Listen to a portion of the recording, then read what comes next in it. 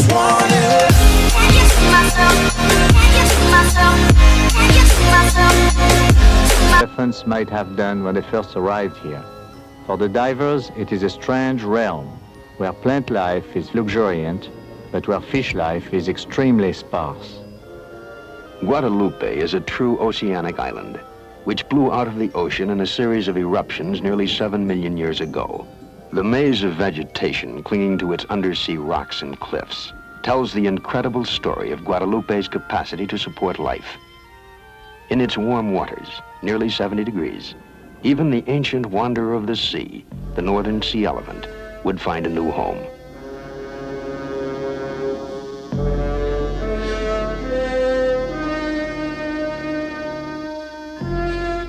The origin of the sea elephant lies buried in time. Some believe that they first appeared on land as dog-like creatures. Later, they adapted to a life in the sea more than 20 million years ago. While the nomadic sea elephants came to spend more than 7 months of their life each year in the open sea, they would always be tied to the land to mate and bear their young.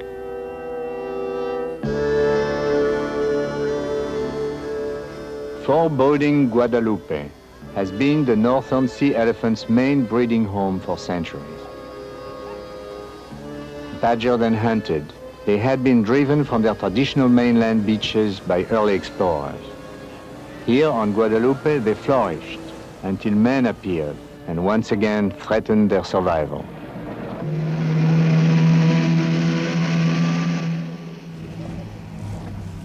To minimize disturbance of the animals once on shore, Cousteau and his cameraman bring only a small landing party to the beach.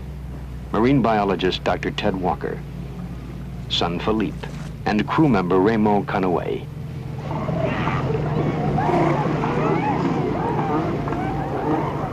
"80 years ago, there were few signs of life on these beaches. The sea elephants had been slaughtered and were nearly extinct. Under protection by the Mexican government since 1911, they have made one of the most spectacular recoveries in the natural world. The opportunity to study their lives and behavior has attracted us to Guadalupe.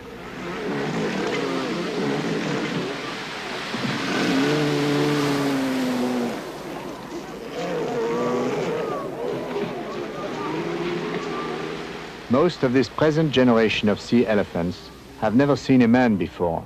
It is little wonder that our first encounter with a 3-ton bull is mutually cautious.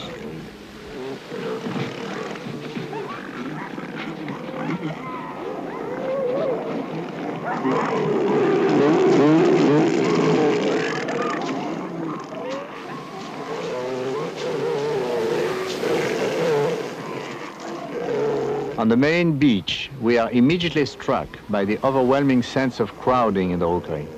Thousands of discrete creatures packed into a narrow area only a few hundred yards in length.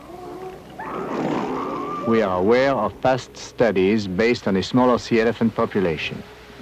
Here, there should be a highly ordered society in which individual bulls clearly control territories and groups of females. Instead, in this tremendous compression of sea elephant life, there is no recognizable social pattern. We wonder if the dynamics of rookery life have been altered by this tremendous population explosion on the beach.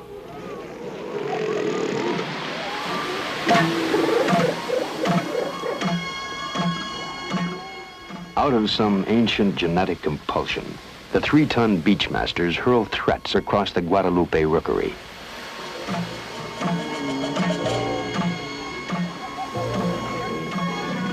Often the bull's threatening presence will discourage unsure opponents. But when two bulls both refuse to give ground, a fight is inevitable.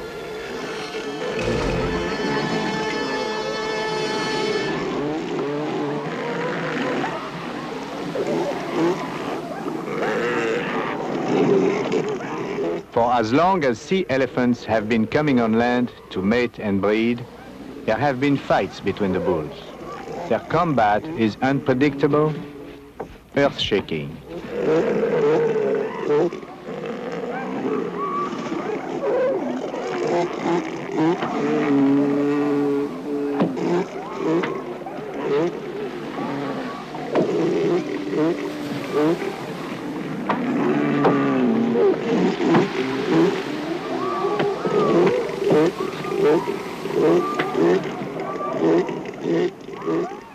with short, massive fighting tusks, the bulls slash at the soft, unprotected flanks of their opponent. One lunge of their powerful necks could instantly kill a man.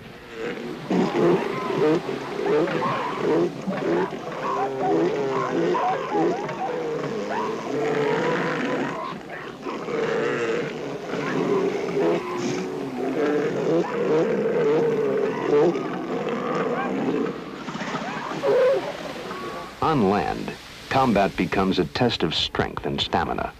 A 10,000-pound shoving match in which the object seems to be to make an opponent lose his will to continue.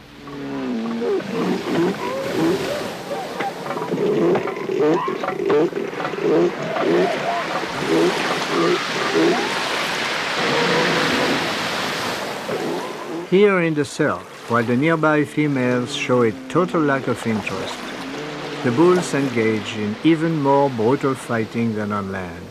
But the blood that spatters their chests comes mainly from surface capillaries that burst after repeated bruising.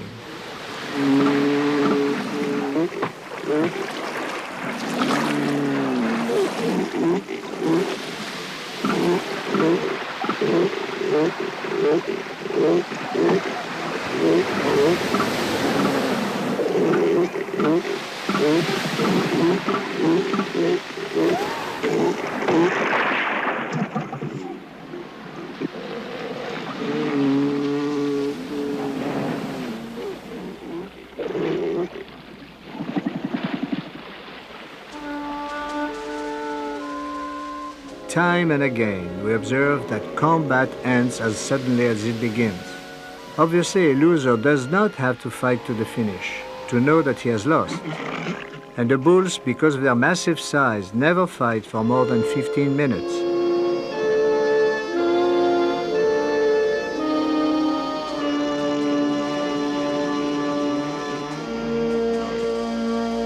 In less populated rookery life, victory meant dominance by a beach master over a harem for an entire breeding season. Today, in the disorder caused by overpopulation, weak, inferior bulls mate with as many females as the victorious masters do. We suspect that the males now fight merely in obedience to an instinct for violence that is one of nature's strategies for guaranteeing species survival. Many losers skulk around the edges of the rookery for new opportunities to fight or mate. Others head underwater.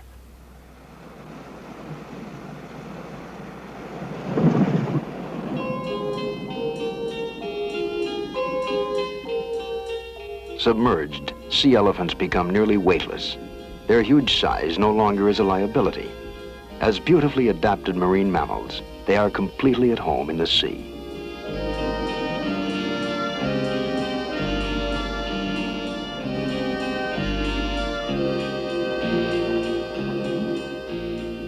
"100 yards offshore, Calypso divers unexpectedly encounter an act of nature that no man had ever witnessed before. The underwater mating of the sea elephants.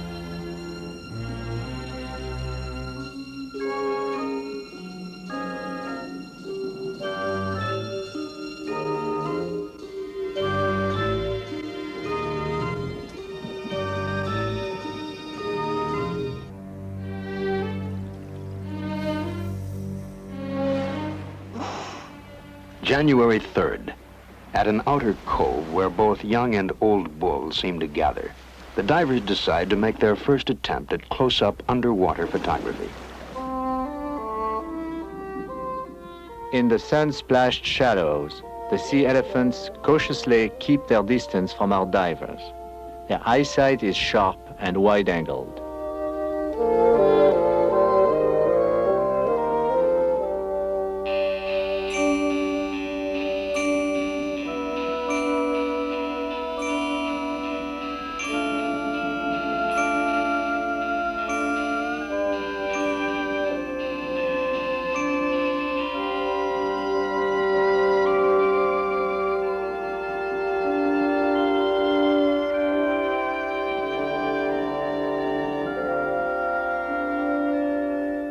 Near the mouth of an underwater cave, a bull is inadvertently cornered. The divers move in for a close-up.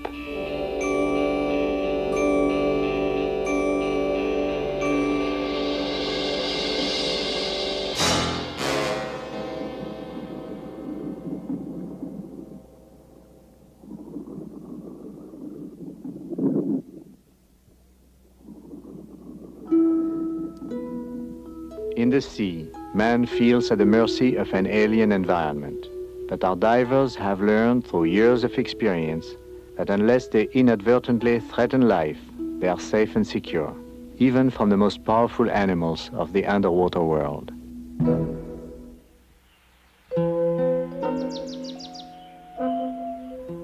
January 26th. Today, we established a permanent campsite on Guadalupe. Assignment, to keep day and night watch on the sea elephants. At times, Calypso must leave for supplies as well as other projects.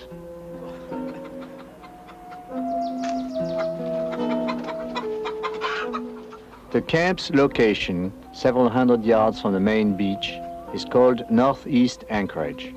In the 1920s, Mexican Marines were stationed here to protect the sea elephants from poachers.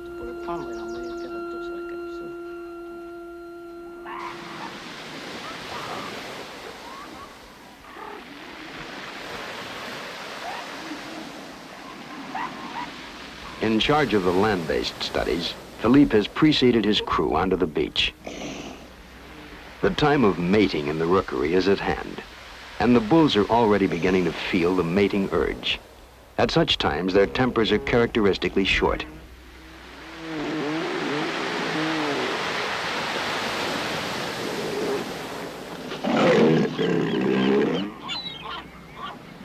In January, signs of birth began to be seen on the beaches. Most births take place at night. For the cows, it marks the end of 350 days of gestation, mostly at sea. As they have done for centuries, they haul out on Guadalupe to bear their young. In recent years, their undisturbed annual birth cycle has created a tremendous population explosion on the beach.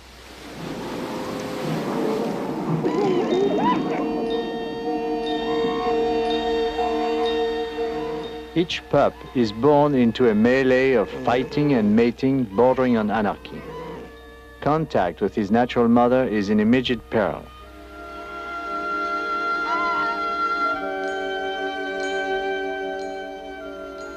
He's nearly blind at birth and too weak to move about.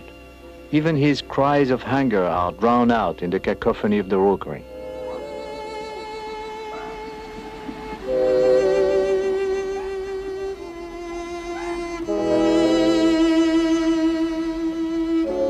Approximately 1/3 of all newborn pups die before their first birthday, some from natural causes, but many others die because they become separated from their mothers within the first few hours after birth.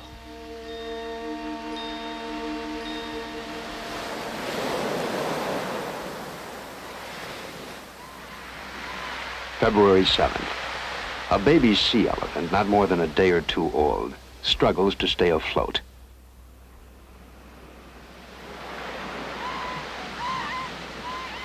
Apparently swept into the sea by a high wave, he is not yet strong enough to swim.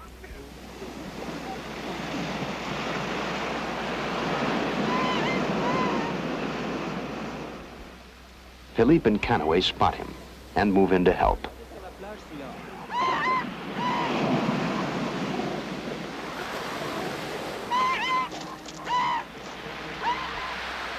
Even as a newborn, he weighs nearly 40 pounds.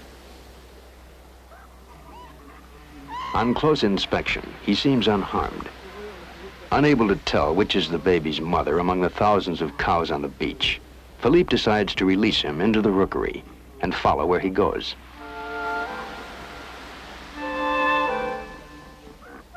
For the pup, this is the beginning of a frightening odyssey. He must find a cow willing to nurse him or face certain death.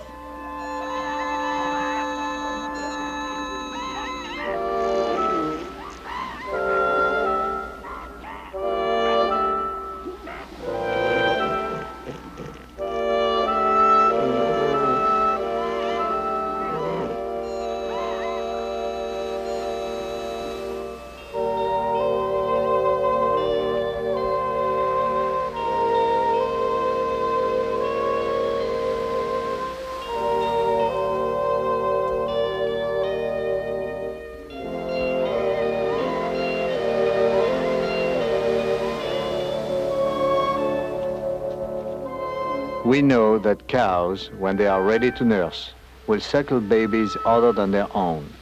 But they must have the need, or they refuse even the most desperate pleadings of a stray.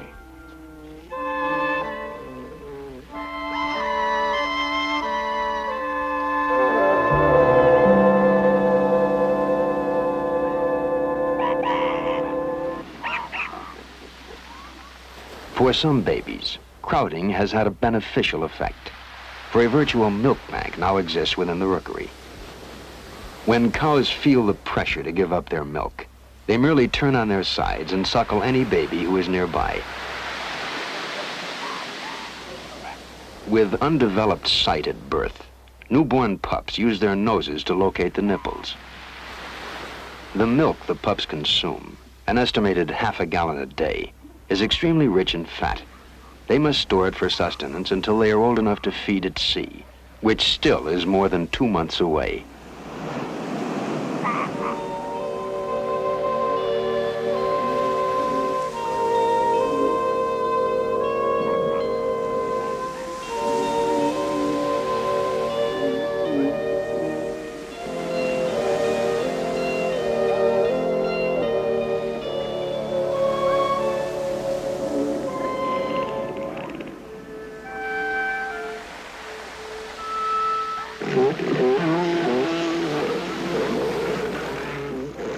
February 12th. Philippe and Maurice hope to measure a newborn pup. Away from the bedlam in the middle of the rookery, they find the cows much more protective about their young.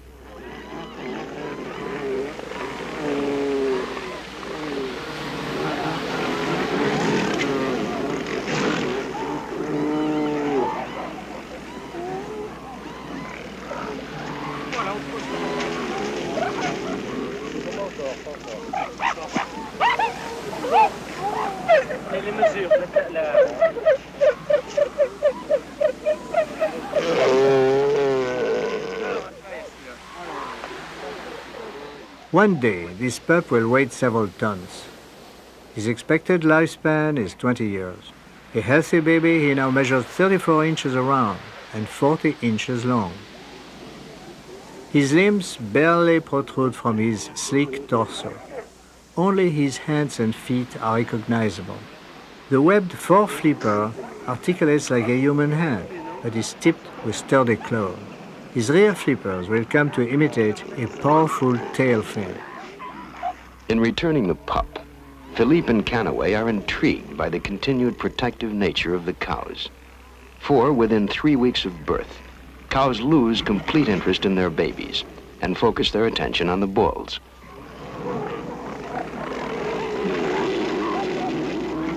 Responding to the seductive calls of the female, a bull heads into the frenzy of mating.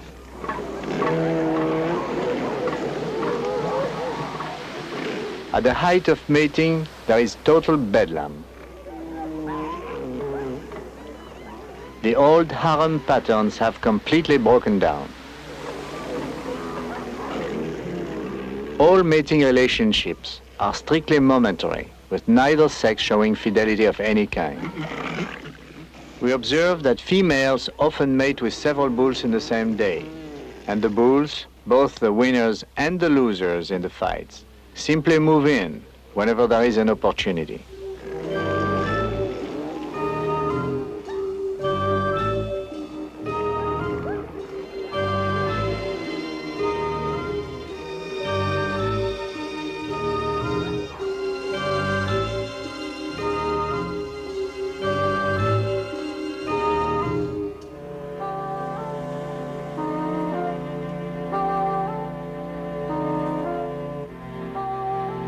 During the quieter moments of mating, these huge bulls embrace the females with their own kind of tenderness.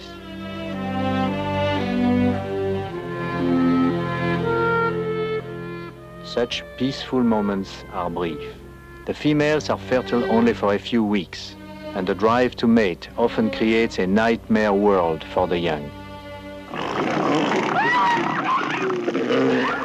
Every year, hundreds of babies are doomed to death by suffocation or crushing.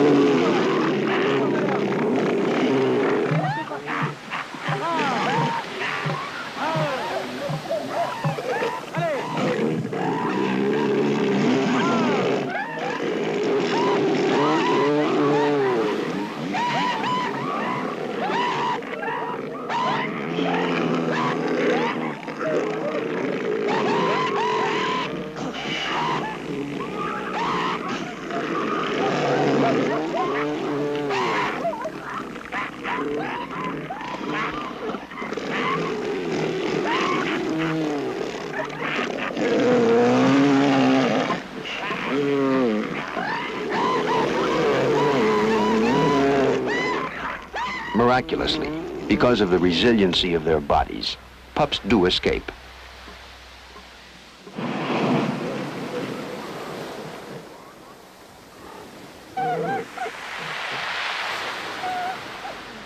February 16th. The men spot a cow and baby in the surf. Whether this pup is her own baby or merely adopted, she appears to have assumed responsibility for him. Several weeks old, he is about to take his first swim. And as nature provides, there is no way the mother can teach him.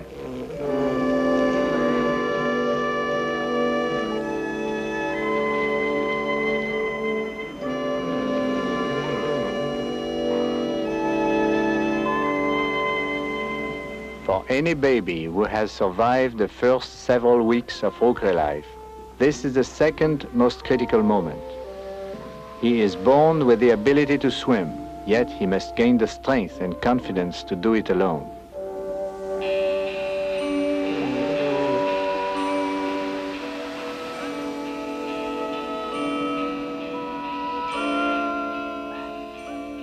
Like his earliest ancestors, he has crossed into the sea. There he will spend more than half his life, and he has only 3 months to master his adopted element.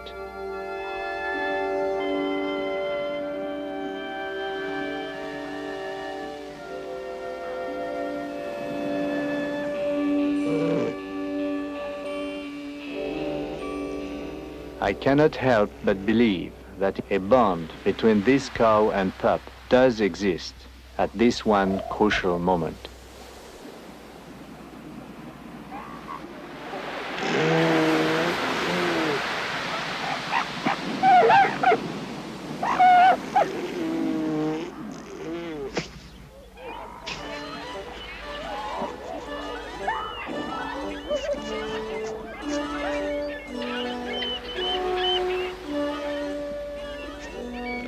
Since man first set eyes on the sea elephant, he has been mystified by the phenomena of sand flipping. Over the years, it has been described in many ways, as protection from the heat, a strategy against insects, even as a method for digging a bed. For all the speculation, sand flipping remains a mystery that even the babies are born with.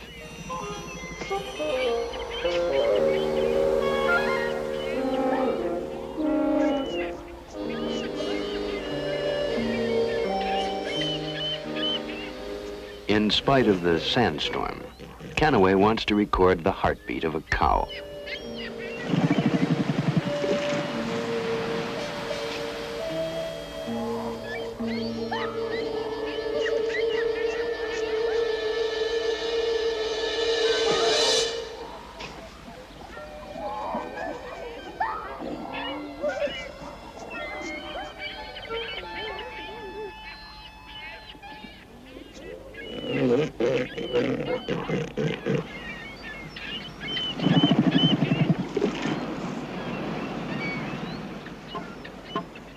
Sea elephants were named for their noses, yet it took until the 20th century to discover what purpose they serve.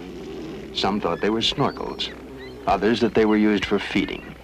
Crews on passing ships were convinced they served as natural foghorns by which the bulls called females onto the island.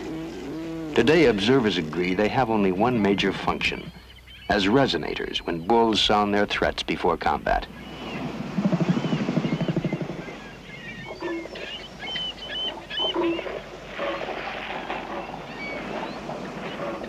Canaway has recorded the voiced threat of a large, successful bull.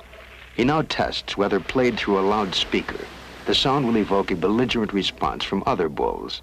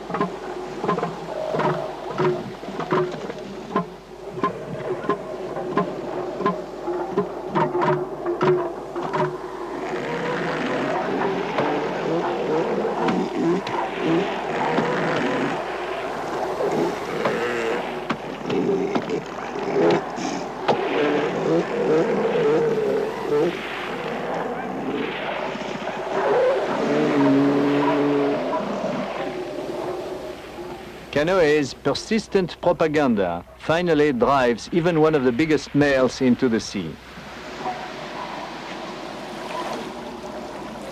The recorded bull had more fighting guts than this bull on the beach.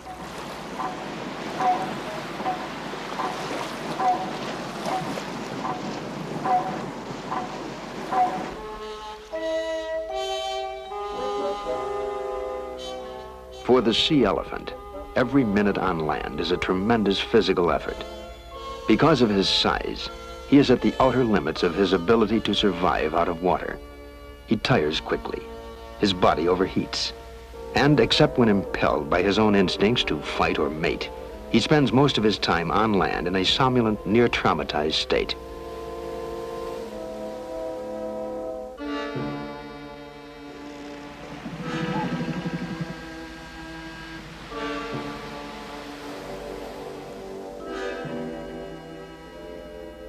Cousteau and Walker believe that in the 19th century, this extreme limitation on land might have led to their demise. For against men, they stood no chance at all.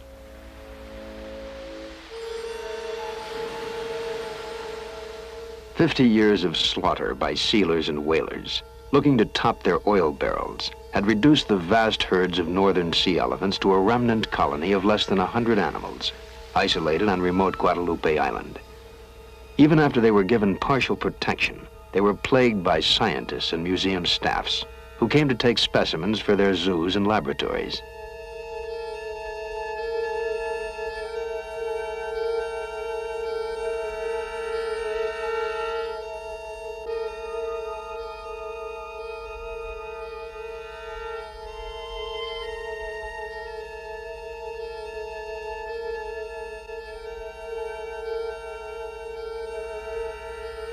Scientists believed that the sea elephant had technically reached extinction, that the species could not reproduce a viable population. Time would prove them wrong.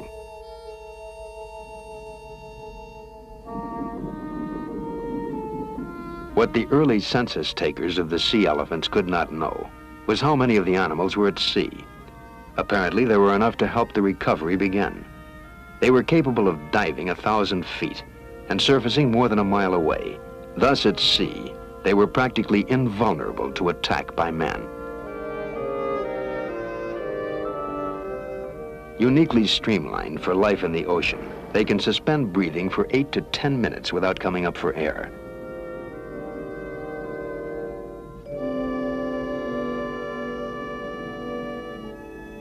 Unlike whales who have single horizontal tails, sea elephants have double hind flippers, vertically positioned.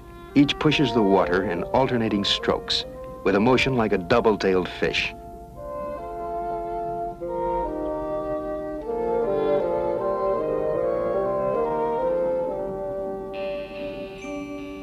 Their foreflippers work like ailerons to steer and maneuver their huge frames with little effort.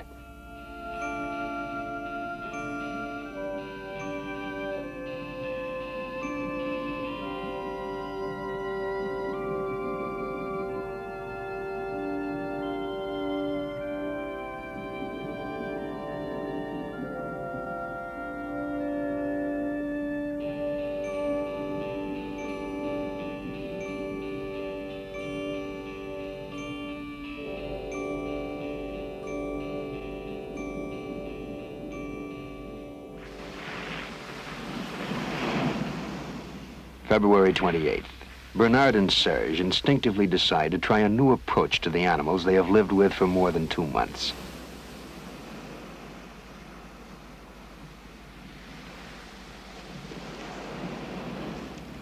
Instead of standing or kneeling as they have done before, they now approach the sea elephants on their own terms.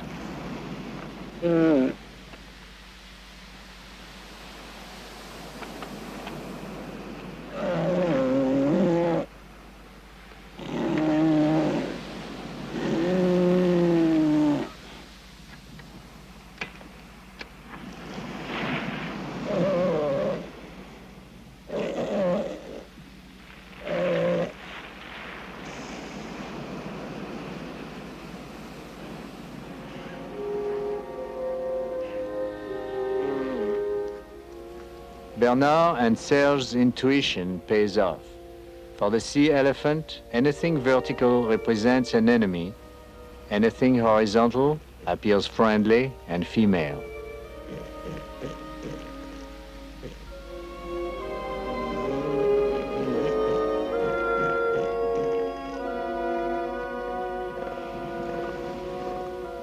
Even with a powerful bull, Bernard encounters total indifference. After all, to make friends with the elephant of the sea, all you have to do is to crawl on the beach as he has always done.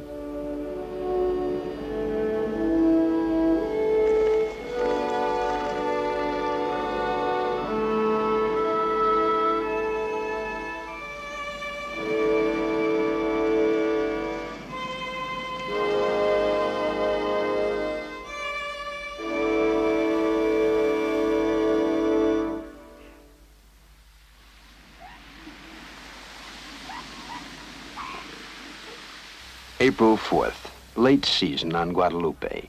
The population has already thinned out. Many of those remaining on the beach are in the process of molting. In their annual molt, sea elephants shed in patches, beginning with the back and working towards the face. Unlike others in the seal family, they shed not only their hair, but an entire layer of skin. Until the procedure is complete, a sea elephant will not leave the island on his yearly venture in the sea.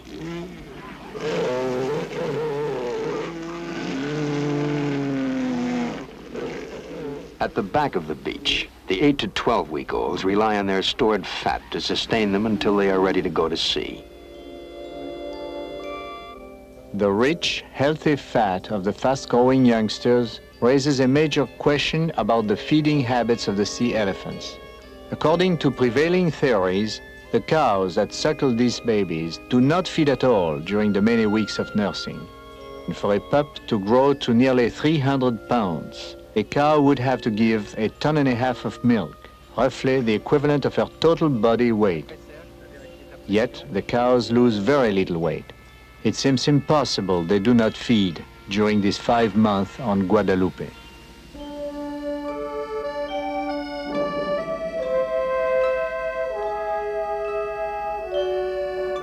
Cousteau and Dr. Walker suspect that while sea elephants are basically deep divers, they must also have close-in feeding places near the island.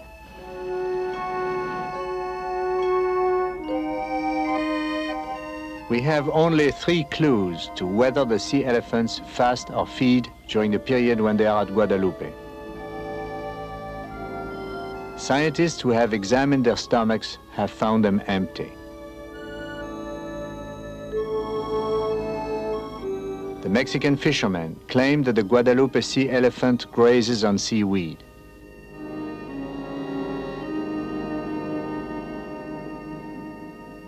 We have observed that they eliminate a yellow substance, which is probably the result of some eating. Yet, our divers find no evidence of such feeding.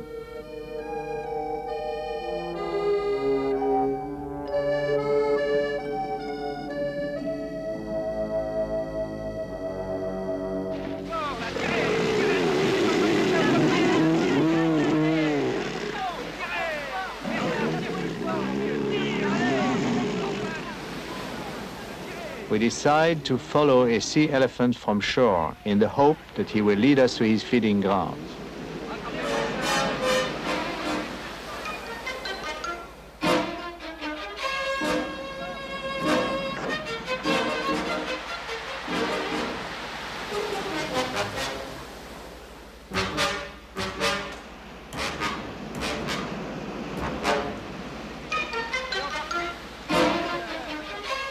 We hope that he will become accustomed to our buoy and that he might settle down and act naturally.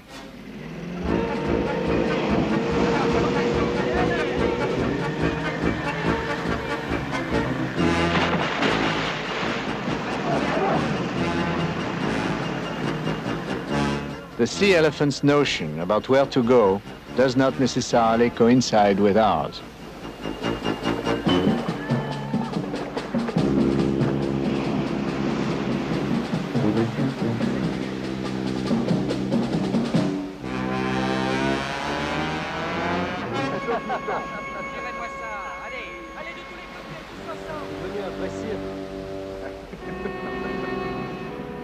Rather than lead us anywhere, he has outmaneuvered us.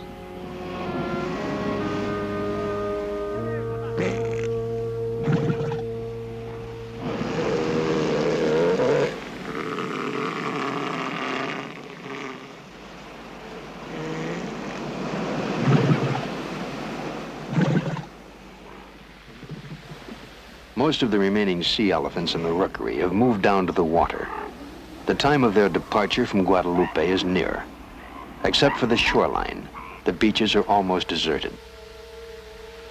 Movement off the beach has uncovered the incredible extent of death over the past 3 months, especially of the young.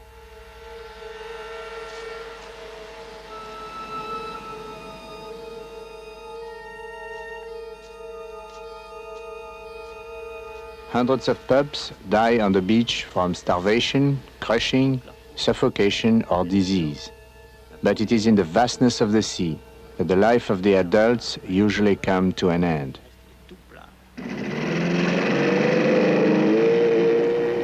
April 12th. Philippe Cousteau and a camera crew set out from Calypso to extend the range of their dives into deeper water. On their way, they are sidetracked by the sight of floating baby carcasses on the surface. Often, inexperienced babies will tire and drown at sea, or occasionally be attacked by their natural enemy, the shark.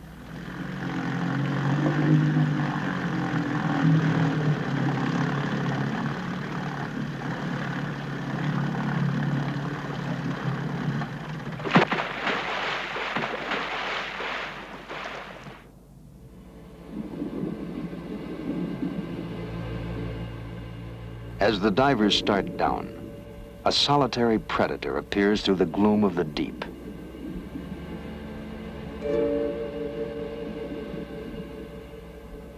Descending steadily down the underwater terraces of the Guadalupe volcano, the divers sense that something is strange and somehow different here. Suddenly, at 140 feet, Philippe discovers a shadowy realm of death.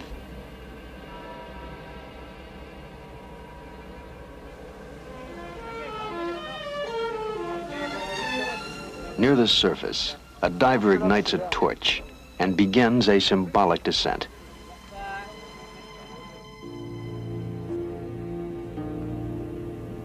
"25 fathoms below, on a stark underwater terrace, lies a world unlike anything we have ever seen before, the underwater graveyard of the sea elephants.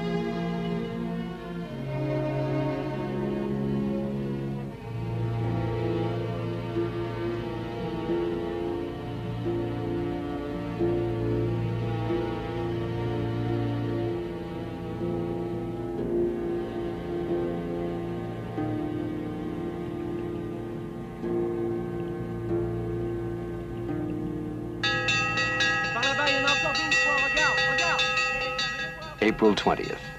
Calypso's lookout spots several bulls surfacing for air in blue water. Beyond the perimeter of the island for the first time, they are at the start of their great yearly adventure at sea. The old, experienced bulls are the first to depart for the independence of the open sea. These avant-gardistes will soon be followed by the entire population of the island.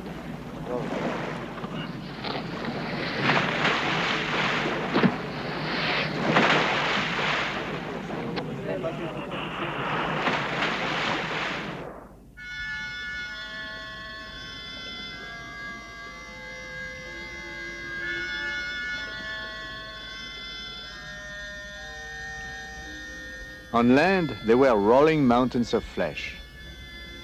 They are lively, fluid shapes under the sea.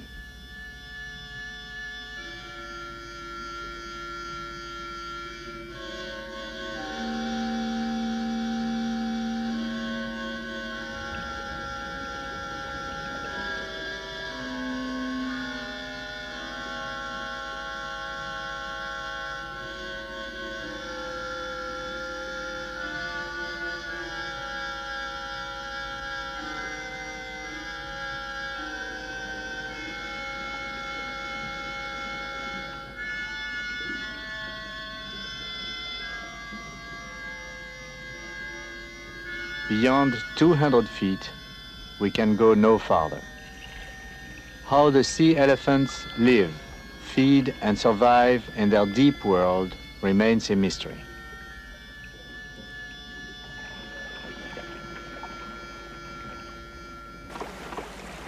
Though the study is over, Cousteau decides on one last assignment for his crew, to take a final portrait of the sea elephant, a free and indomitable creature of the sea.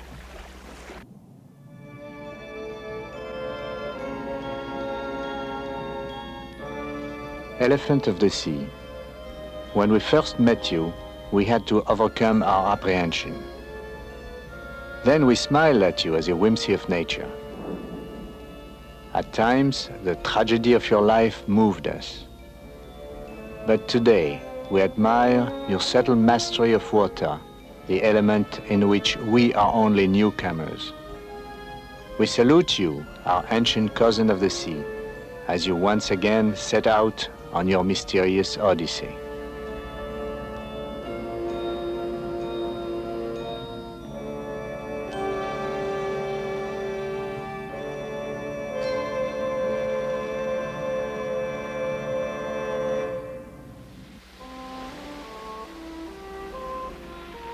Today, our sea elephants have multiplied so rapidly that the tiny beaches of protected Guadalupe Island can no longer contain them.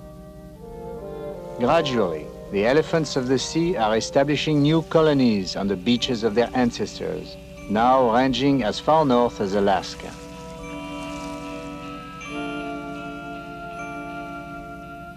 But everywhere, they encounter the 20th century.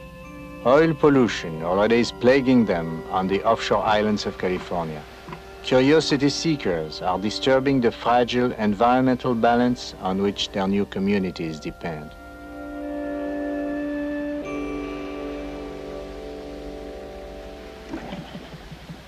The Cyranoes of the sea are once again at the mercy of man.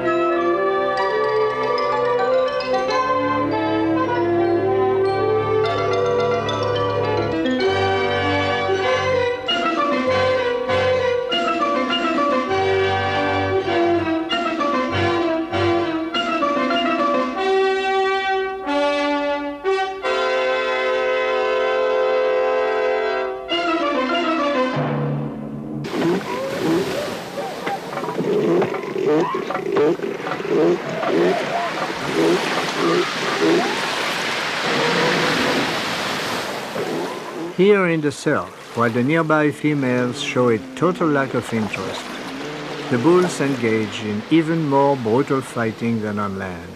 But the blood that spatters their chests comes mainly from surface capillaries that burst after repeated bruising.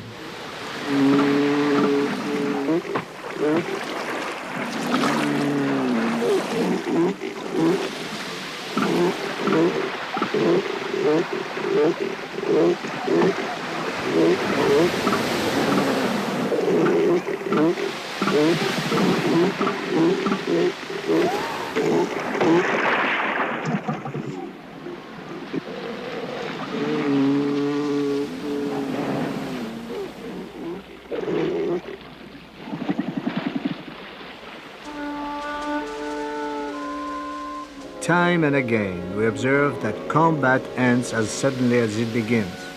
Obviously, a loser does not have to fight to the finish to know that he has lost.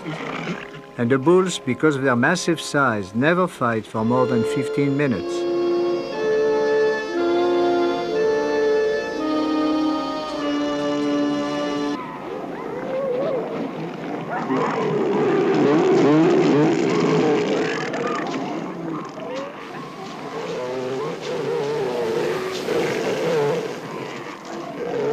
On the main beach, we are immediately struck by the overwhelming sense of crowding in the rookery. Thousands of discrete creatures packed into a narrow area only a few hundred yards in length.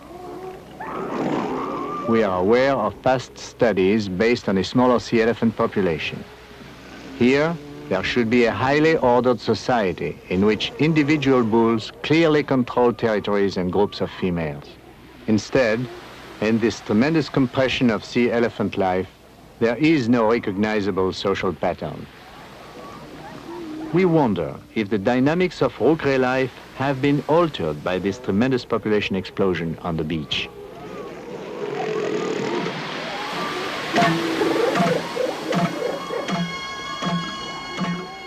Out of some ancient genetic compulsion, the 3-ton beachmasters hurl threats across the Guadalupe rookery.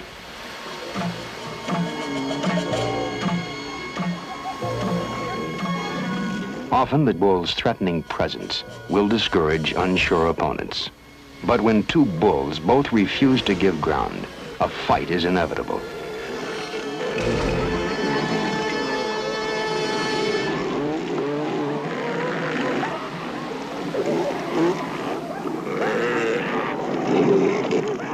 For as long as sea elephants have been coming on land to mate and breed, there have been fights between the bulls.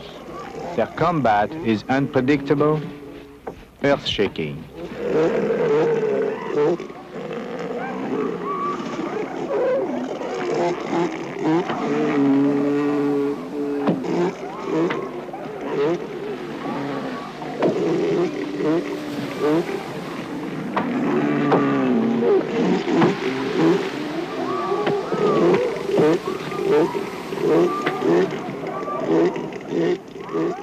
With short, massive fighting tusks, the bulls slash at the soft, unprotected flanks of their opponent.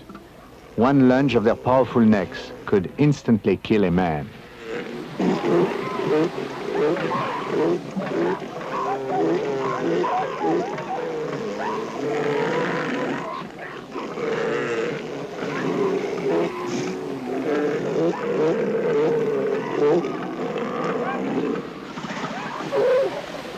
On land, combat becomes a test of strength and stamina.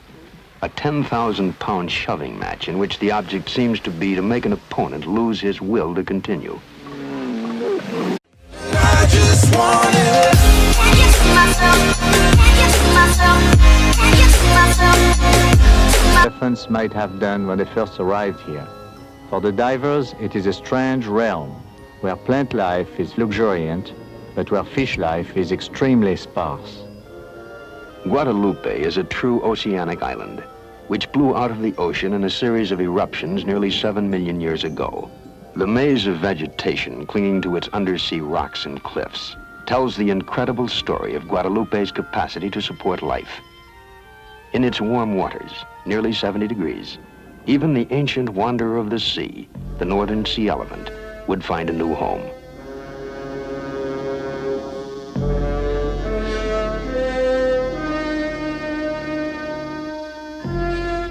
The origin of the sea elephant lies buried in time. Some believe that they first appeared on land as dog-like creatures. Later, they adapted to a life in the sea more than 20 million years ago. While the nomadic sea elephants came to spend more than 7 months of their life each year in the open sea, they would always be tied to the land to mate and bear their young.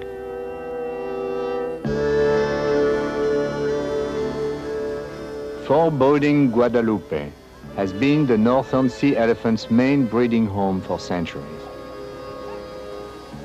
Badgered and hunted, they had been driven from their traditional mainland beaches by early explorers. Here on Guadeloupe, they flourished until men appeared and once again threatened their survival.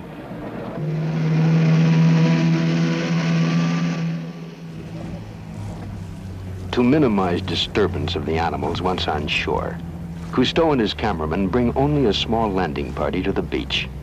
Marine biologist Dr. Ted Walker, son Philippe, and crew member Raymond Canoë.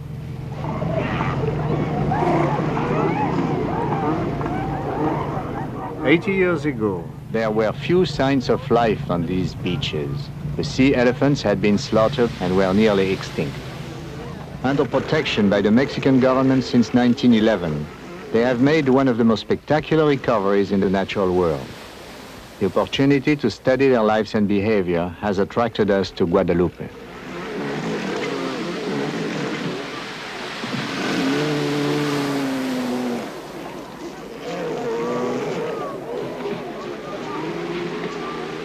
Most of this present generation of sea elephants have never seen a man before.